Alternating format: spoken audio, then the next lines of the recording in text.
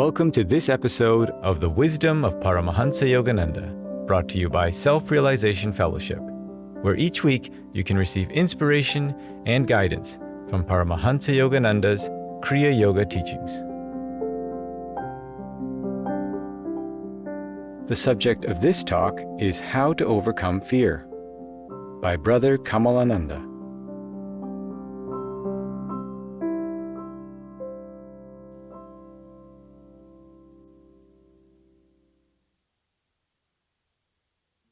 Good morning, everyone. It's always a joy to be with you all in this beautiful sanctuary at the SRF Glendale Temple. Warm welcome to each one of you. The topic for our service today is how to overcome fear. The root cause of all fear is our identification with mortal consciousness, where we feel that we are separate from the divine, separate from God. Think of it, that is a root cause of all our fears, ultimately. It's like a little child in the presence of its mother. When the child knows the mother is nearby, or the child is on the lap of the mother, that child has nothing to fear. It knows that the mother is there to take care of it, right? It's only when the child feels that the mother is away somewhere that it feels insecure and fears start coming in and the child cries. Our situation is the same. We feel like Divine Mother is away because we have closed our eyes of wisdom. And because of that sense of separation from God, from the Divine Mother, we have all these fears in our lives. So when we are in ego consciousness, in mortal consciousness, where we feel we are separated from God, we have a lot to fear, just like the little child fears when the mother is away. But when we start identifying ourselves more and more with our true nature as the soul, as a spark of the divine, ever one with God, we have nothing to fear because God is there. Our Guru Paramahansa Yogananda said that cessation of fear comes with contact of God, nothing else. That will be the theme of our service today. Cessation of fear comes with the contact of God, nothing else. Now, of course, this does not mean that we cannot overcome our fears unless and until we have attained that perfect self-realization of realizing our complete unity with God.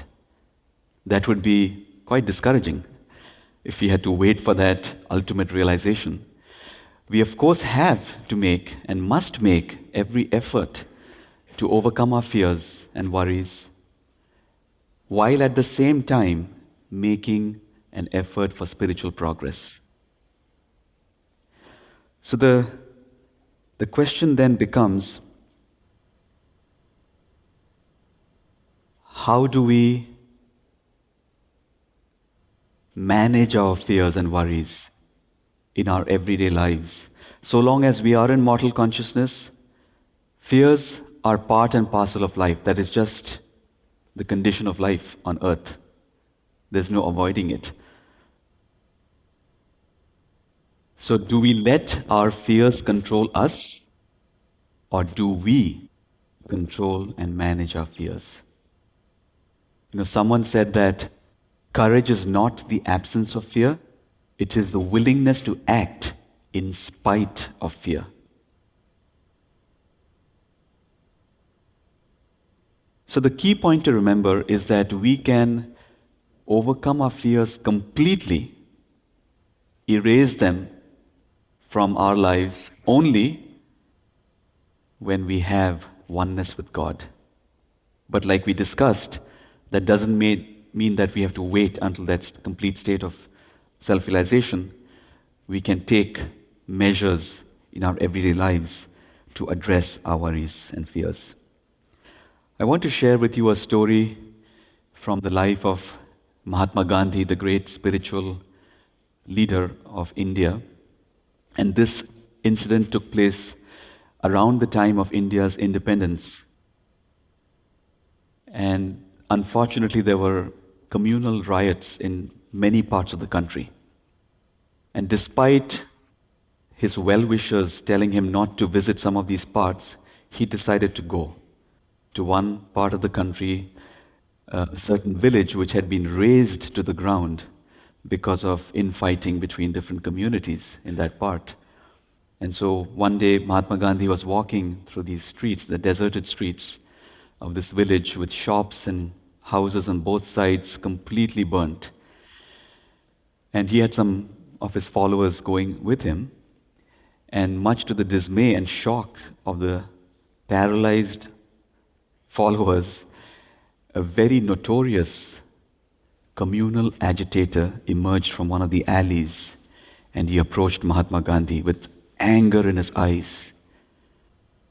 And he came right in front of Mahatma Gandhi. He put his hands around Gandhiji's slender neck and started to choke the life out of him. Now, put ourselves in Mahatma Gandhi's shoes. What would we do in that situation? We would try to push the person away, kick and scream, call for help. But I'll tell you how Mahatma Gandhi responded, and that is why he was given the title of Mahatma, great soul. There was not a flicker of agitation, of fear in his eyes. No word of protest came out of his mouth. Instead, he radiated such love that the man broke down like a little child and fell sobbing at his feet. Lord Buddha said, hatred does not cease by hatred at any time. Hatred ceases by love. This is an unalterable law. And Mahatma Gandhi said that strength does not come from physical capacity, it comes from an indomitable will. Strength comes not from physical capacity, but from an indomitable will, which is what he demonstrated in that particular incident. So how does a great soul like Mahatma Gandhi and others able to overcome fear at that moment? I mean, one's life is on the line there. And how did he do that? It is, I think, because of his deep, deep inner connection with the divine. He knew that he was far greater than the body. The body might die, but he would continue to live on. He had realized to some degree, to a large degree, that God was with him, protecting him, guiding him.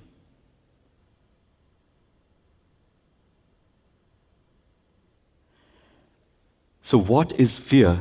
Fear comes from the consciousness of pain. When we have undergone a painful experience, we fear that it may recur, that we will have to go through that again. And then fear comes in the heart. Now, fear was actually given to us by God as a natural self-protecting instinct. But we as human beings have transmuted that feeling of fear into worry. That was never meant to be the purpose of fear. Fear was given to us so that we can avoid doing stupid things. Right? When you see a fire, fear says, don't put your hand in the fire. It'll burn you. If we didn't have that fear, we would do all of those stupid things, right? So fear is a good thing when it protects us from doing harm to ourselves. But when that fear becomes worry, that's when the trouble starts. Worry is fear that something undesirable is going to happen to us, even when most times it does not. Fear and worry are very closely interrelated. Healthy fear is good. It's when it becomes extreme that it is detrimental. Now, what causes fear and its concomitant feeling worry, fears can be lodged deep in our subconscious minds because of past experiences. In this life, perhaps even from past lives, we carry those karmic blueprints in our soul. And so fears can be deeply lodged in the subconscious. It can also be caused by seeing the suffering of someone else. We feel like, oh, maybe that can happen to me. And that causes fear. Or fears could be imaginary. Our minds make things up. Oh, such and such can happen. What if? We all have what some psychologists call mental distortions. When our thinking gets twisted, mental distortions can be things like magnification, minimization. For example, when something little happens in a negative way in our lives, we magnify it. We just focus our entire attention on this and say, oh, this is terrible. And we forget all about all the good things that are in our lives, the minimization part. We minimize the good, we magnify the bad, creating fear. Another distortion could be overgeneralization. Something bad happens to us and we just think, oh, it's just going to be this way for the rest of our lives. No, it's not necessarily the case. Something bad has happened in this particular instant. Let's not overgeneralize that to our entire life. Another distortion could be all or nothing thinking. We think in black and white. We can't think in shades of gray. It's either all good or all bad. Another one is fortune telling. We try to predict the future, even though we have no clue what the future is going to look like. We do mind reading. We think such and such is thinking bad about us, even though we have no proof that that is the case. And all of these mental distortions cause negative emotions. Fears, worries, anxieties, nervousness. So, if we are able to untwist our thinking, remove those mental distortions, then we can analyze our fears in a rational, logical way and take actions to address the cause of fears. And what I'm telling you now is part of what is called cognitive behavioral therapy, CBT.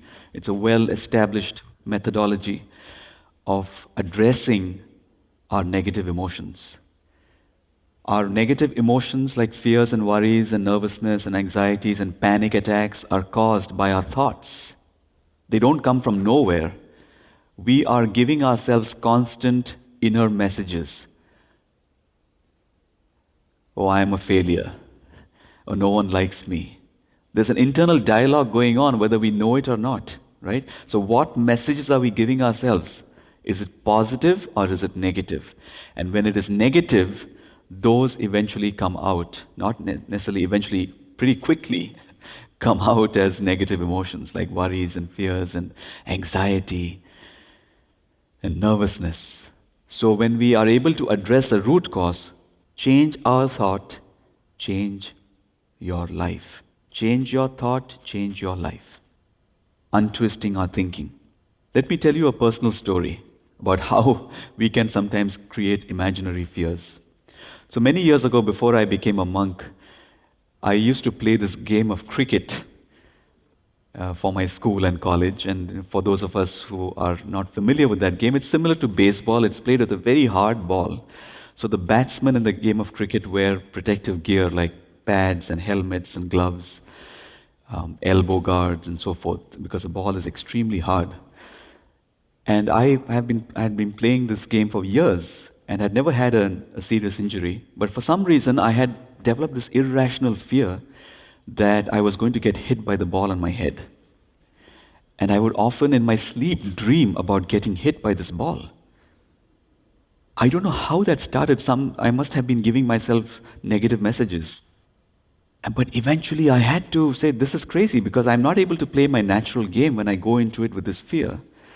So I had to, using my will, in a very systematic way, uproot that negative thought and eventually overcome that fear. You see that, as we discussed in the beginning, not all fear is bad.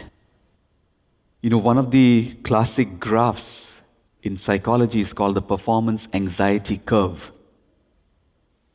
It's like a bell curve. If you graph that, the performance anxiety, what that says is as your anxiety increases, your performance improves up to a point. But when anxiety increases beyond that point, your performance declines. So a little bit of anxiety is good, right? Because it keeps us honest. It keeps us on our toes. It motivates us to do our best. But when anxiety becomes unhealthy, that's when it doesn't serve us anymore. So for example, it is natural and good to feel a little anxiety before public speaking, right? Someone said that, the mind is a wonderful thing. It starts working the moment you are born and never stops until you get up in front of a group to speak.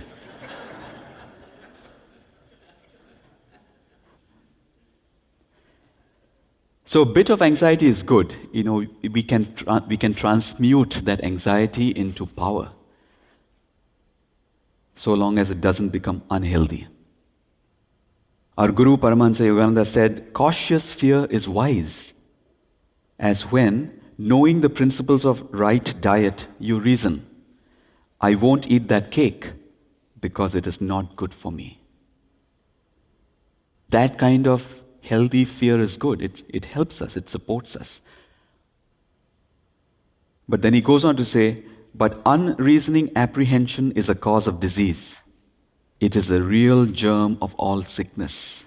So when that fear becomes unhealthy, I'm going to catch the cold or the flu or whatever, or if I eat that, I'm going to get sick. When the fear becomes irrational, that's when we get into trouble.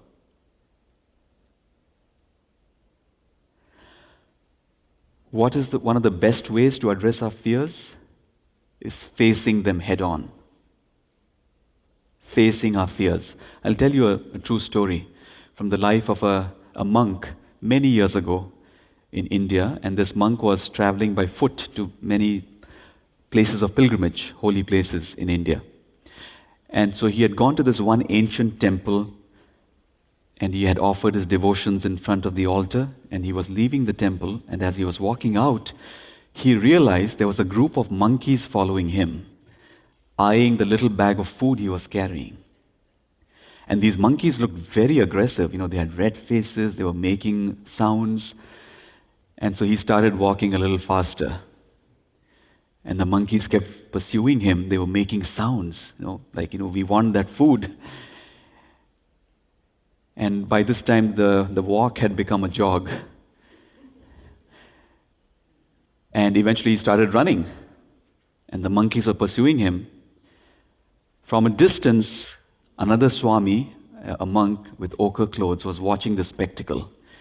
And he shouted, "Stop, turn around and face the monkeys." And the monk halted in his tracks, and listening to the other Swami's words, he turned around and he just stared at the monkeys. And the monkeys were so taken aback, they were not expecting this, and they just scattered away. So this story actually has a very important lesson for us.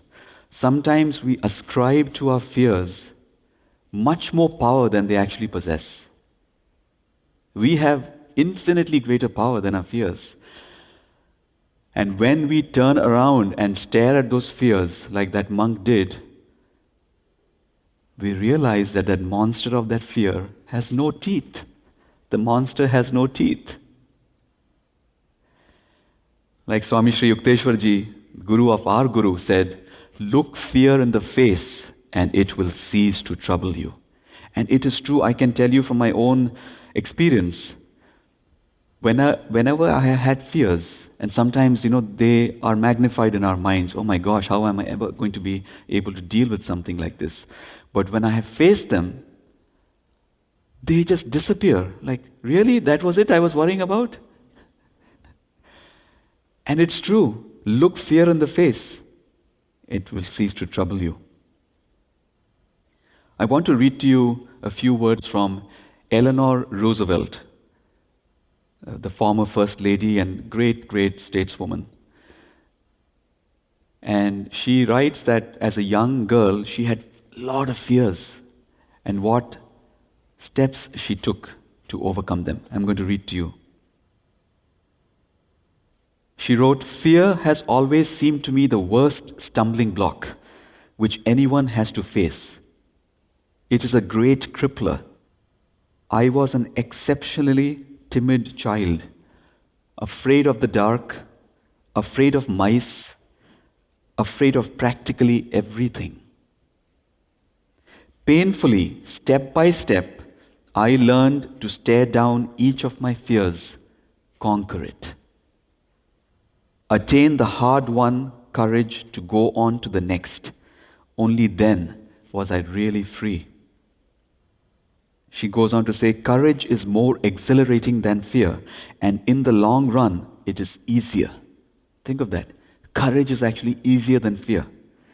We do not have to become heroes overnight, just a step at a time, meeting each thing that comes up, seeing it not as dreadful as it appeared, discovering we have the strength to stare it down. I mean, imagine this. She was a great stateswoman. And how far she came from that timid child to becoming one of the greatest stateswomen on this world.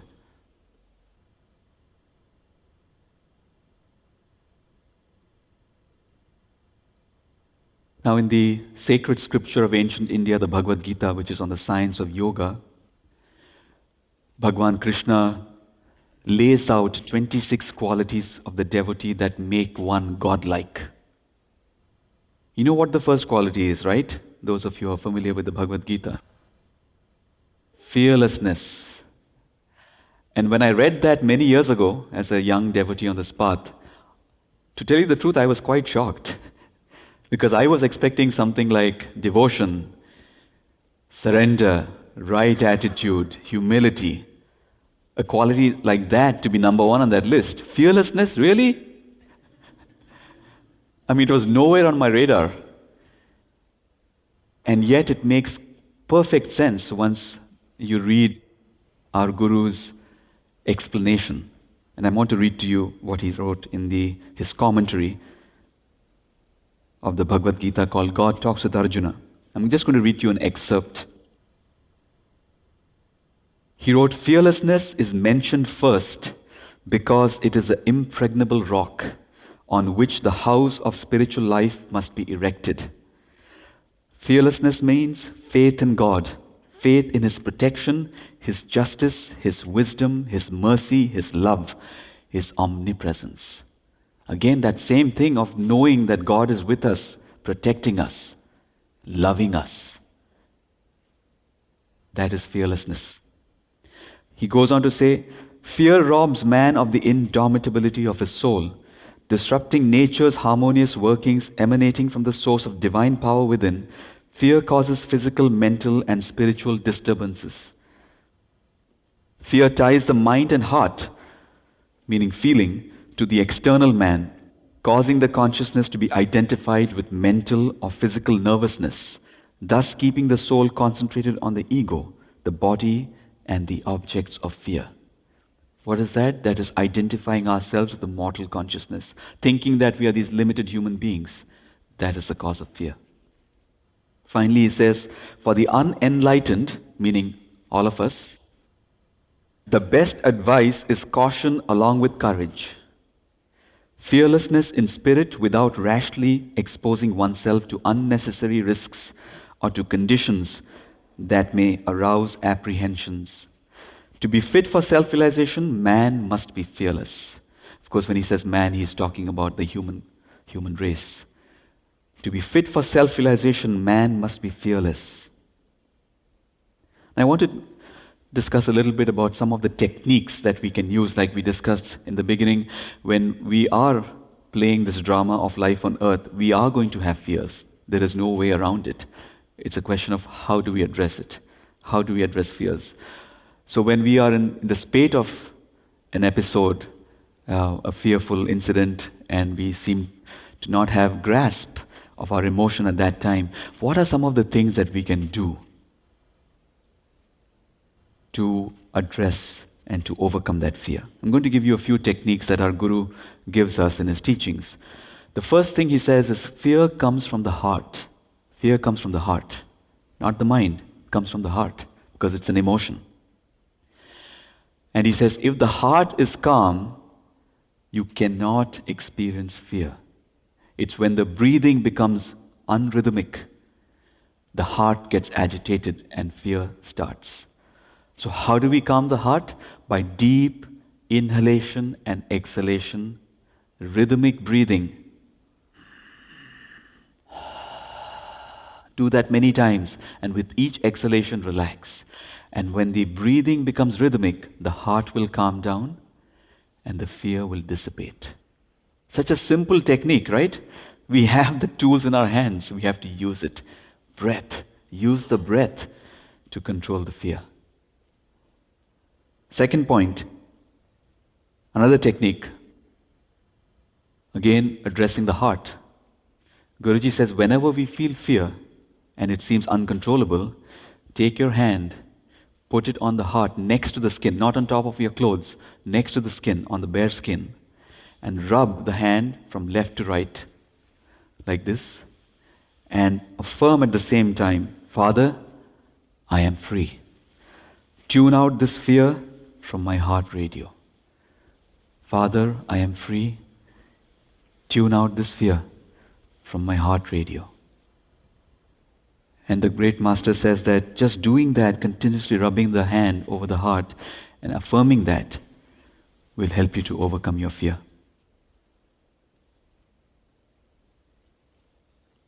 Another technique, visualizing God's presence around us, within us, before we go to sleep.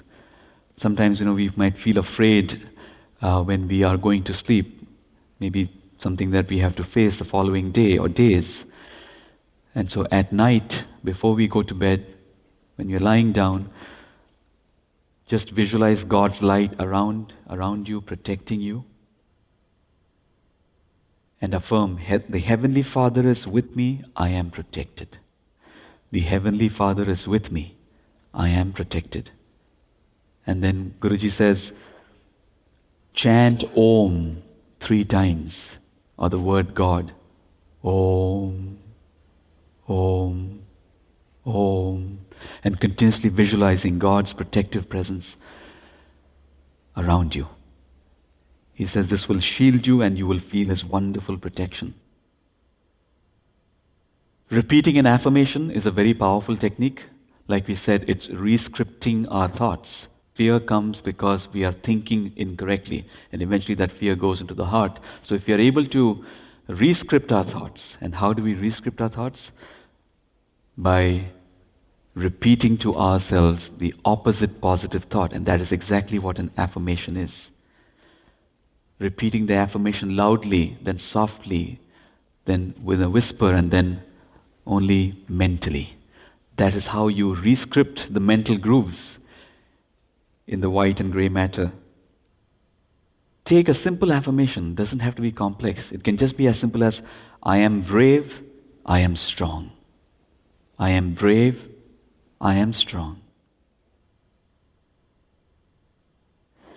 Or you can do something a little more elaborate, like, I am fearless. I am made of the substance of God. I am a spark of the fire of Spirit. I am an atom of the cosmic flame. I am a cell of the vast universal body of the Father. I and my Father are one. In other words, finding a way to bring God into that moment. That fear is there because we are feeling alone, we are feeling separated from the divine. But the moment the Divine Mother is there, the Heavenly Father is there with us, there is nothing to fear. Keeping of good company is another wonderful way. Hang out with people who are brave and strong and courageous, who will give you the strength to face whatever you are going through. Guruji said, company is stronger than willpower. Company is stronger than willpower. But the ultimate way, like we spoke about, is overcoming fear is to contact God. Guruji said, don't be afraid. Wrap yourself in the thought of God. Like a shield, it deflects all negative vibrations. I love this quote because whenever I'm feeling a little nervous or anxious or afraid, I just visualize that I'm just embraced by God's presence like a shield, and all negative energies, vibrations are being deflected by God's shield. I'll tell you a small personal story. Some years ago, I was asleep at night, and all of a sudden, I felt a tremendous pain in my stomach. And I got quite concerned. I thought that maybe I had caught some stomach bug, an infection. And all of these negative thoughts started coming because I was alone. I didn't know who I would call if something were to happen, and all of these things were going through my mind. And I became fearful. But then, fortunately, I remembered Guruji's teaching. So I said, no, I'm not going to allow that fear to overtake me. So I started visualizing God's light and energy going into the stomach area and healing whatever was wrong there. And at the same time, I started affirming to myself, God is within me, around me, protecting me. So I shall banish the gloom of fear, which shuts out His guiding light. God is within me, around me, protecting me. So I shall banish the gloom of fear, which shuts out His guiding light. I did that for a few minutes. And the pain subsided, and I fell asleep. It was like a miracle. I mean, I was able to put Guruji's teachings to work in a very practical way. And now, a disclaimer here is that I'm not suggesting that we don't use common sense measures when there is a medical condition that needs attention. But I intuitively felt in my situation that it wasn't anything very serious, that it could, be taken care of using Guruji's teachings. But we have to use our common sense. If something very serious, obviously we have to ask for medical help. Now, another thing I want to say is that fears can become very chronic and very deeply rooted in our minds, in our subconscious minds. And it can sometimes result in panic attacks for some people, right? Or extreme fear. Now, for those situations, I would encourage using professional help.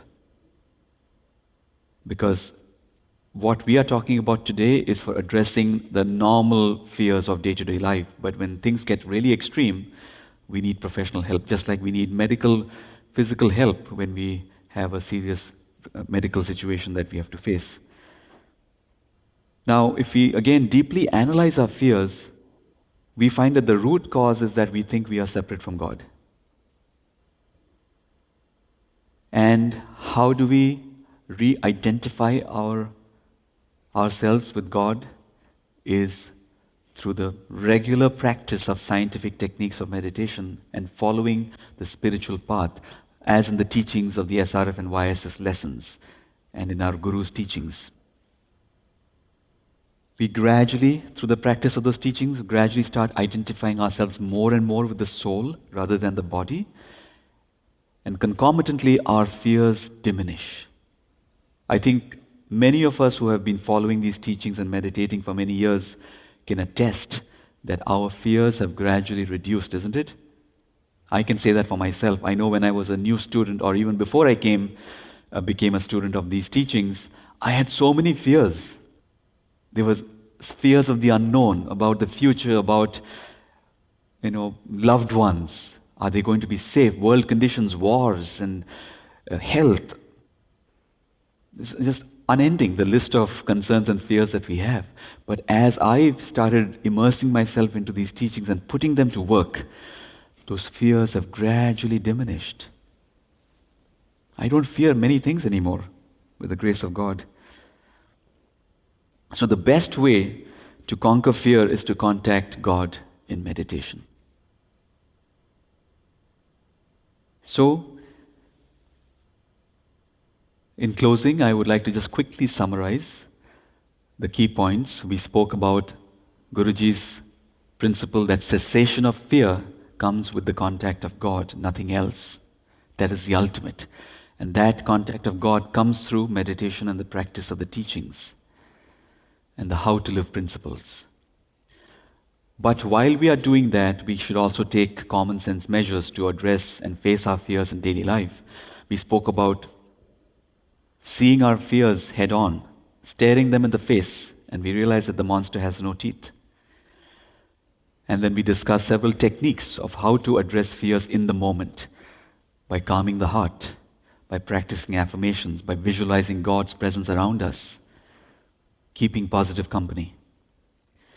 So in closing, I'm going to ask you to repeat this affirmation with me. Close your eyes. And the one that I did when I was having that stomach problem. So repeat after me. God is within me, around me, protecting me. So I shall banish the gloom of fear, which shuts out his guiding light. God is within me, around me, protecting me. So I shall banish the gloom of fear, which shuts out his guiding light. God is within me, around me, protecting me. So I shall banish the gloom of fear, which shuts out his guiding light. God is within me, around me, protecting me. So I shall banish the gloom of fear, which shuts out his guiding light. God is within me, around me, protecting me. So I shall banish the gloom of fear, which shuts out his guiding light.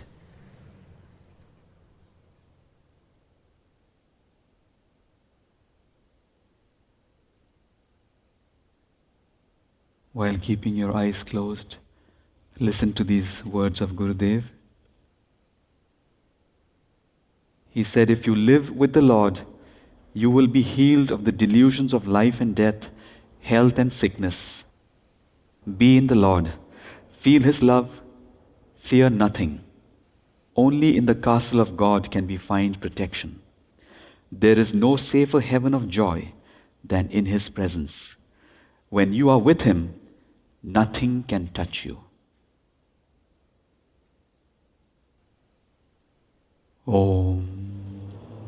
Peace. Amen.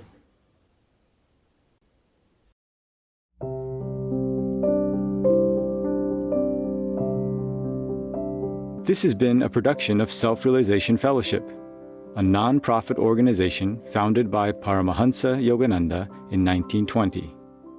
For more information about Self-Realization Fellowship and Paramahansa Yogananda, please visit yogananda.org.